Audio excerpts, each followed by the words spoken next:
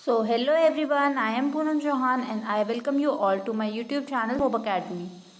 आज की अपनी इस वीडियो में हम the earth in the solar system जो चैप्टर फर्स्ट है ज्योग्राफी का, उसमें क्या मेन पॉइंट्स हैं उसको हम डिस्कस करेंगे।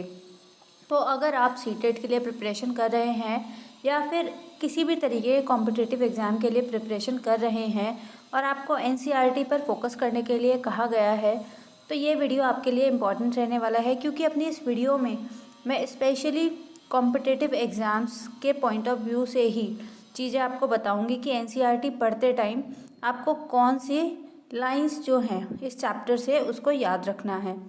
तो चलिए without wasting any more time हम अपना आज का वीडियो स्टार्ट करते हैं। जैसा कि सबसे पहला जो हमारा चैप्टर है, chapter 1 the earth in the solar system, इसमें हमें जो मेन चीज़ें याद करनी हैं फर्स्ट पेज से वो ये है। सबसे पहली चीज़ आप सेकंड पैराग्राफ पे देखिए, फुल मून और न्यू मून के बारे में आपसे पूछा जाएगा कि फुल मून क्या होता है और न्यू मून क्या होता है। तो सेकंड पेज पे हम मोस्ट इंपॉर्टेंट लाइंस देखते हैं इस चैप्टर की। While watching the night sky you may notice various pattern formed by different group of stars, these are called constellation. यहाँ पे सिंपल सी बात बताई गई है कि जब हम रात के अंधेरे में देखते हैं कि जो डिफरेंट पैटर्न बनाते हैं ग्रुप ऑफ स्टार्स, उसको हम क्या कहते हैं, कॉन्स्टलेशन कहते हैं। Ursa Major big bear is one such constellation.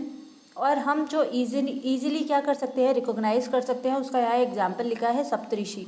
याद रखना कॉन्स्टलेशन क्या है, ग्रुप ऑफ स्टार्स है। ग्रुप ऑफ स्टार्स के जो यहाँ पर एग्जाम्पल है वो है उर्सा मेजर और बिग बियर। और जो ईजिली हम रिकॉग्नाइज कर लेते हैं ग्रुप ऑफ स्टार या कॉन्स्टलेशन को, वो है सप्तऋषि। क्लियर। अब next thing we have to remember कि पोल स्टार क्या होता है।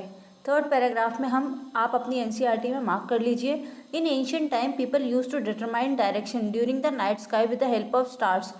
एंशिएंट टाइम में क्या होता था कि लोग डायरेक्शन को देखने के लिए क्या करते थे, स्टार्स की हेल्प लेते थे। अब सबसे ज़्यादा जो इम्पोर्टेंट चीज़ है वो ये है, the north star indicate the north direction, it is also called pole star. यहाँ पे आपसे पूछा जाएगा एग्जाम में कि पोल स्टार क्या होता है, तो आपको पोल स्टार को नॉर्थ स्टार पर टिक करना होगा। यहाँ सिंपल सा मतलब है, the north star indicate the north direction.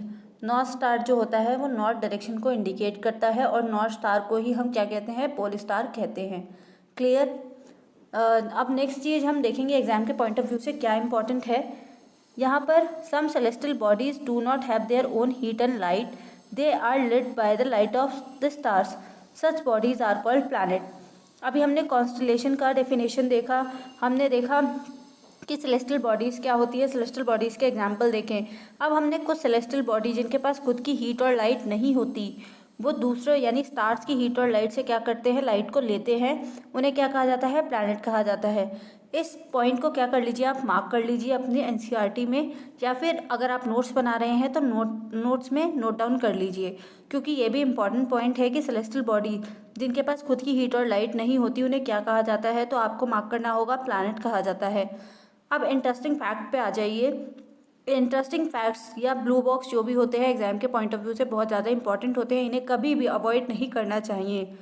यहाँ पे आपको याद रखना है कि जुपिटर, सैटर्न और यूरेनस के बीच क्या है, रिंग्स हैं, और ये रिंग्स जो स्मॉल रिंग्स होती हैं इसको हम with the help of telescope से क्या कर सकते हैं, देख सकते हैं।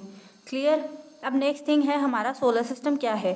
The sun, 8 planet, satellite and some other celestial bodies known as asteroid और मेटेरॉइड्स, ये सारे मिलकर क्या करते हैं, सोलर सिस्टम को फॉर्म करते हैं।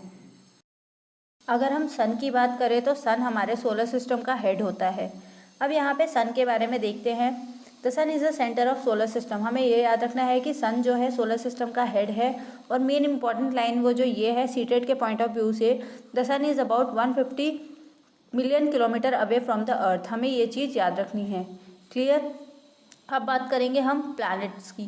प्लैनेट्स का हमें क्या करना है, जो प्लैनेट्स का सीक्वेंस है उसको हम याद रखना है हमें। यहाँ पे आपकी एनसीईआरटी में एक ईजी सा शॉर्ट ट्रिक दिया हुआ है, my very efficient mother just serve us nuts, जो कि जो प्लैनेट्स हैं उसके क्या करता है, सीक्वेंस को बताता है। जैसे mercury, Venus, earth, Mars, Jupiter, Saturn, Uranus and Neptune. ये आपको याद रखना है। अगर फिर भी अगर आपको ऐसे याद नहीं होता है तो मैंने शॉर्ट ट्रिक बनाई है, उसका मैं लिंक प्रोवाइड कर दूंगी, आप वहाँ से जाकर देख सकते हैं कि प्लैनेट्स को ईजिली किस तरीके से याद करें। नेक्स्ट थिंग हमें क्या याद रखना है, हमें याद रखना है कि Mercury is the nearest planet किसके है, सन के। Clear. It takes only about 88 days to complete one round along its orbit. और हमें मेन चीज़ जो याद रखनी है वो वीनस याद रखना है। इसको अर्थ का ट्विन कहा जाता है क्योंकि ये साइज और शेप में एकदम अर्थ के क्या होता है, सिमिलर होता है। क्लियर। यहाँ पे हमें सन के बारे में याद रखना है कि सन कितने किलोमीटर अवे है अर्थ से। प्लैनेट्स के क्या रखने हैं, हमें सीक्वेंस याद रखने हैं। प्लैनेट्स में भी हमें मरकरी के बारे में याद रखना है कि मरकरी सन के सबसे थर्ड नियरेस्ट प्लैनेट है, नियरेस्ट प्लैनेट है। उसके बाद हमें याद रखना है कि वीनस जो है वो अर्थ का ट्विन है। क्लियर। अब आ जाइए इस पे अर्थ के बारे में। अर्थ के बारे में आता है कि जियोइड क्या है, आपको ये याद रखना है जियोइड क्या है। यहाँ पे जियोइड सिंपल सा मीनिंग है, geoid means an earth like shape. Earth के बारे में यहाँ पे थोड़े से बताई गई है चीज़ें। The earth is the third nearest planet to the sun. Sun के थर्ड नियरेस्ट प्लैनेट है, साइज में फिफ्थ लार्जेस्ट प्लैनेट है, स्लाइटली फ्लैटन है एट द पोल्स पे। आपको जो मेन चीज़ है वो याद रखना है कि जियोइड क्या होता है। आपसे क्वेश्चन पूछा जाएगा जियोइड क्या है, तो आपको टिक करना होगा geoid means an earth like shape. हम किसी शेप को डिफाइन करने के लिए जो अर्थ की तरह होती है वहाँ पे वर्ड क्या रखते हैं, जियोइड। क्लियर। यहाँ पे जो मोस्ट इम्पॉर्टेंट है वर्ड ओरिजिन है। वर्ड ओरिजिन में हम देखेंगे कि जियोलॉजी वर्ड है स्टडी ऑफ अर्थ, जियोमेट्री है measurement of earth, geoid means resembling the shape of form of the earth. ये मैंने आपको बताया कि जियोइड का मीन्स है अर्थ लाइक शेप। अब यहाँ पे देखते हैं डू यू नो में, human have always been fascinated gazing at night sky. Those who study the celestial bodies and their movements are called astronomers. यहाँ पे सिंपल सा एस्ट्रोनॉमर के बारे में बताया गया है कि एस्ट्रोनॉमर कौन होते हैं, जो सेलेस्टियल बॉडीज़ के बारे में स्टडी करते हैं, उनकी मूवमेंट्स को देखते हैं। यहाँ पर एग्जांपल दिया है, Aryabhatta was a famous astronomer of ancient India. Clear. यहाँ पे आर्यभट्टा के बारे में क्या बताया गया है कि फेमस एस्ट्रोनॉमर हैं वो एंशियंट इंडिया के। यहाँ पर हम अर्थ के बारे में और थोड़ी इंपॉर्टेंट चीज़ें देख लेते हैं। थोड़ा सा जैसे हमें पता है कि कंडीशन फेवरेबल है यहाँ पर लाइफ के सपोर्ट के लिए अर्थ पे ही। अर्थ ना तो ज़्यादा गर्म है ना ही ज़्यादा ठंडा है। It has water and air which is essential for our survival. ये हमें पता है कि वाटर एयर बहुत ज़्यादा ह्यूमन सर्वाइवल के लिए क्या है, बहुत ज़्यादा ज़रूरी है। अब जो इम्पॉर्टेंट चीज़ यहाँ याद रखने वाली है वो ये है कि इसे यूनिक प्लैनेट क्यों कहा जाता है। यूनिक प्लैनेट इसलिए कहा जाता है क्योंकि इसका 2/3 जो सरफेस है वो किससे कवर्ड है, वाटर से कवर है, इसलिए हम इसे ब्लू प्लैनेट भी कहते हैं। और यूनिक प्लैनेट इसलिए कहा जाता है क्योंकि यही एक ऐसा प्लैनेट है जहाँ पर कंडीशन फेवरेबल है, जो कि लाइफ को क्या करती है, सपोर्ट करती है। क्लियर। अब हम कुछ मून के बारे में देखते हैं कि मून जो है एक नेचुरल सैटेलाइट है अर्थ का। अब सबसे ज़्यादा इम्पॉर्टेंट चीज़ याद रखने वाली ये है कि it's about 384,400 kilometre away from earth. Clear. यहाँ पर आपको डिस्टेंस याद रखना है कि अर्थ से कितने किलोमीटर अवे है। अब जो नेक्स्ट इम्पॉर्टेंट चीज़ है इसमें वो याद रखने वाली ये है, the moon moves around the earth in about 27 days. It takes exactly the same time to complete one spin. ये 27 डेज लेता है अर्थ के अराउंड क्या करने के लिए, मूव करने के लिए। और जहाँ से स्टार्ट करता है वहीं पर आकर ये क्या करता है, अपने स्पिन को रोकता है। इसका रिजल्ट क्या होता है कि हमें मून का एक ही साइड विजिबल होता है। इस चीज़ को आप दोबारा पढ़ लेना यहाँ पे, क्योंकि इसमें थोड़ा कन्फ्यूजन होता है।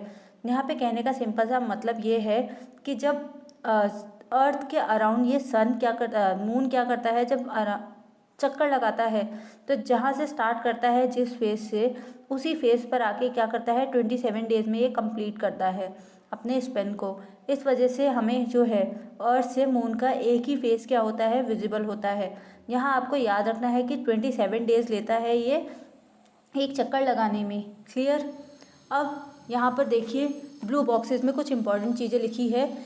डू यू नो में light travel at the speed of about 3 lakh kilometre पर सेकेंड। आपको ये याद रखना है कि 3 लाख किलोमीटर पर सेकेंड में क्या करती है, लाइट ट्रैवल करती है।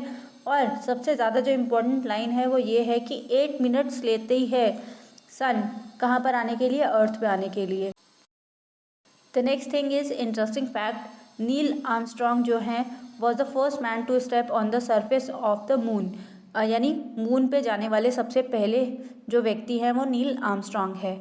अब हम बात करेंगे सैटेलाइट और ह्यूमन मेड सैटेलाइट क्या होता है। Satellite is a celestial body that moves around the planets in the same way as planet move around the sun. याद रखना, सैटेलाइट्स क्या होती हैं। A satellite is a celestial bodies that moves around the planet. Planet के around ही ये क्या करती हैं, मूव करती हैं उसी सेम डायरेक्शन में जैसे प्लैनेट मूव करते हैं सन के आसपास। क्लियर।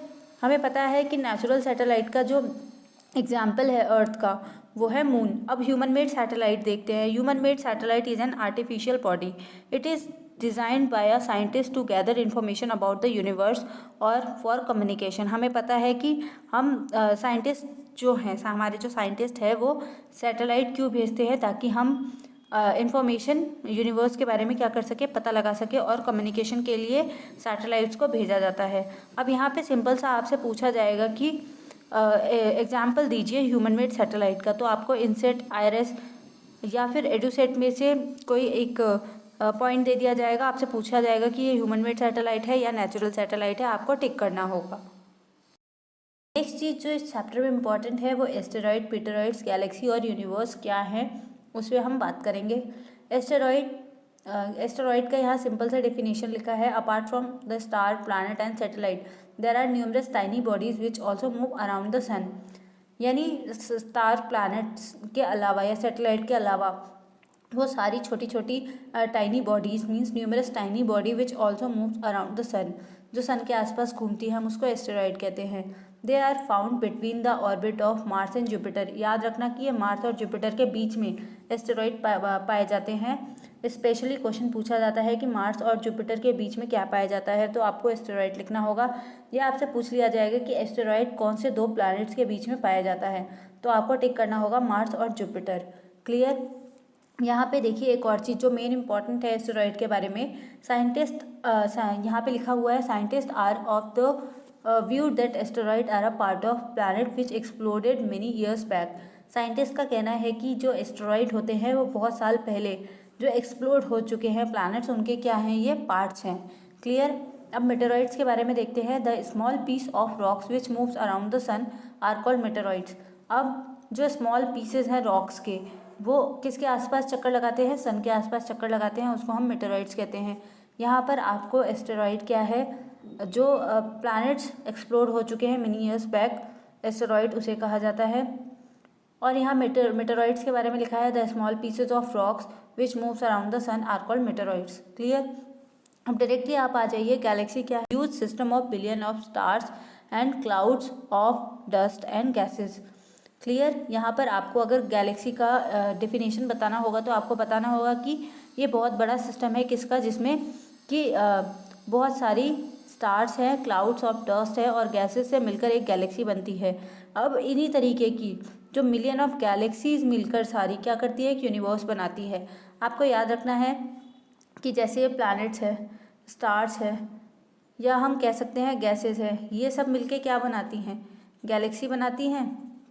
अब यही सारी अलग अलग गैलेक्सी मिलके क्या बनाएंगी, एक पूरा यूनिवर्स बनाएंगी। क्लियर। आपको ये चीज़ें याद रखनी हैं।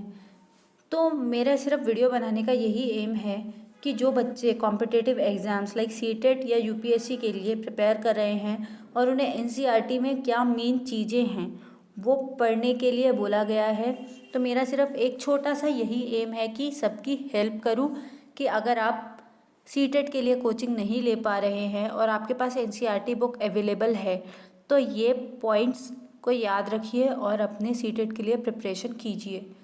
आई होप आपको ये वीडियो पसंद आया है। अगर आपको वीडियो पसंद आया है तो प्लीज़ वीडियो को लाइक करके चैनल को सब्सक्राइब करना, साथ ही साथ बेल आइकन को भी ज़रूर प्रेस करना ताकि आपको मेरी अपकमिंग वीडियोस की अपडेट मिलती रहे। और प्लीज़ मुझे सपोर्ट कीजिए ताकि मुझे एक मोटिवेशन मिले कि मैं आगे वीडियो बनाऊं। Thank you so much. मिलते हैं अपने नेक्स्ट वीडियो में।